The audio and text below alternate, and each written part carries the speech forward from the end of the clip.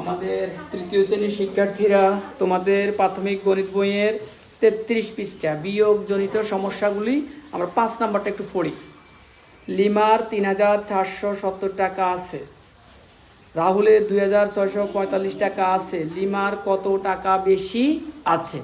আচ্ছা দেখো, লিমারও আছে রাহুলেরও আছে। আমরা এই জানি লিমার 3000 ধরি, আর ধরো রাহুলের 2000, তাহলে কার টাকা বেশি আছে? লিমার টাকা বেশি আছে। কত বেশি আসছে? তাহলে এটা করতে হলে আমাদের কি করতে হবে? যে বিয়োগ করতে হবে। কি করতে হবে? বিয়োগ। লিমার টাকা থেকে আমরা রাহুলের টাকা বিয়োগ করে দিলে, হ্যাঁ আচ্ছা আমি ধরে নিলাম 3000 আর 2000, তাহলে 1000 টাকা বেশি আছে। কিন্তু আমাদের এখানে আছে 3470 টাকা। তাহলে আমরা লিমার টাকা থেকে যার বেশি সেই টাকা থেকে আমরা যার কম তার টাকাটা বিয়োগ করে দিলে আমরা উত্তরটা পেয়ে যাব। ঠিক আছে, তাহলে আমরা লিখব লিমার আছে, লিমার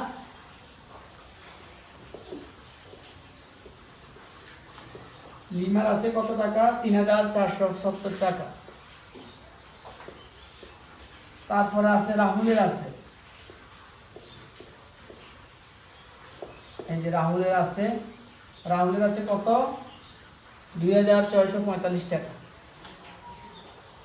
তাহলে আমাদেরকে বলছে লিমার কত টাকা বেশি আছে? হ্যাঁ লিমার বেশি আছে। আমরা এই লাইনটা লিখবেন, লিমার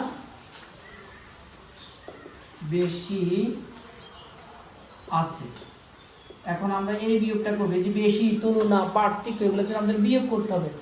10 থেকে 5 গেলে 5 থাকে 1, 4 একে 5, 7 থেকে 5 গেলে 2, আবারও 4 থেকে কিন্তু 6 যায় না, 4কে আমরা 14 ধরবো। 14 থেকে 6 গেলে 8, আর থাকে 1, 2 এর আগে 3, 3 এ 3 0, 0 এদিকে আর বসবে না, 825 টাকা।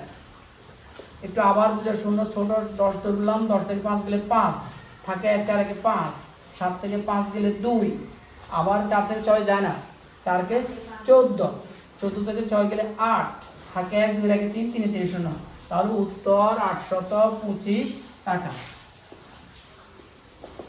825 টাকা।